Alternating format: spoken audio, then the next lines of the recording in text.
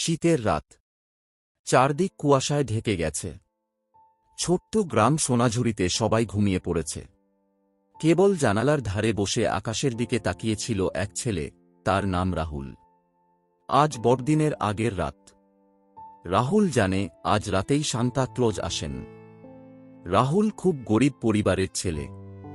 বাবার ছোট্ট চায়ের দোকান, মায়ের সেলাইয়ের কাজ, এই দিয়েই তাদের সংসার চলে।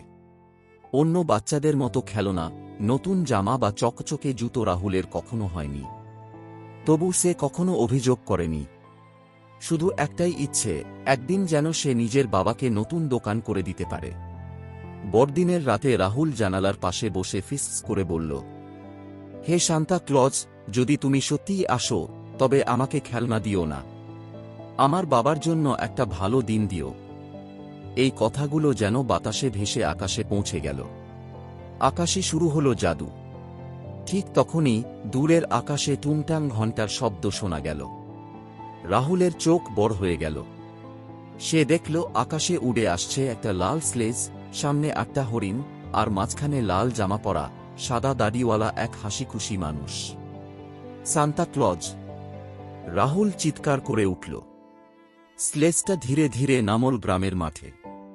সান্তা ক্লজ নামলেন, কাঁধে বিশাল উপহারের বস্তা।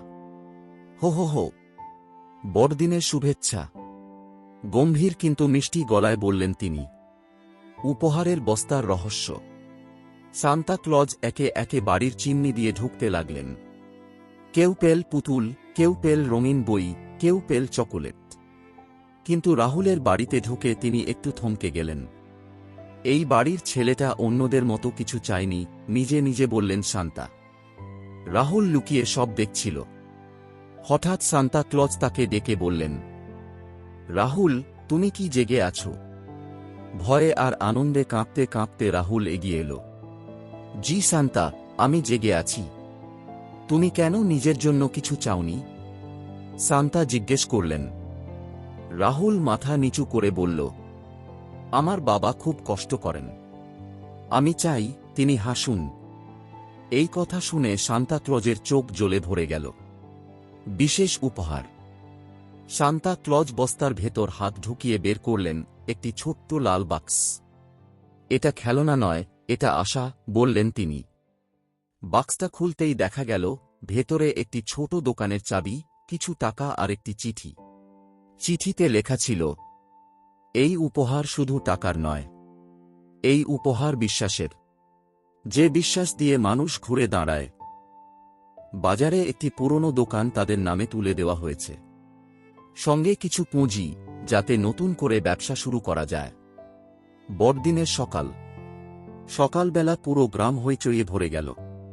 সবাই নিজের নিজের উপহার নিয়ে আনন্দ করছে। কিন্তু সবচেয়ে বেশি খুশি ছিল রাহুলের পরিবার। রাহুলের বাবা বললেন, আমি জানি না এটা কিভাবে হলো, কিন্তু আজ আমার মনে হচ্ছে সান্তা ক্লজ সত্যিই আছেন। রাহুল মুচকি হেসে আকাশের দিকে তাকাল। বিদায়ের বার্তা। সেদিন রাতে আবার আকাশে ঘণ্টার শব্দ শোনা গেল। সান্তা ক্লজ ফিরে যাচ্ছিলেন। যাবার আগে তিনি ফিসফিস করে বললেন, সবচেয়ে বড় উপহার হল ভালোবাসা আর নিঃস্বার্থ ইচ্ছে।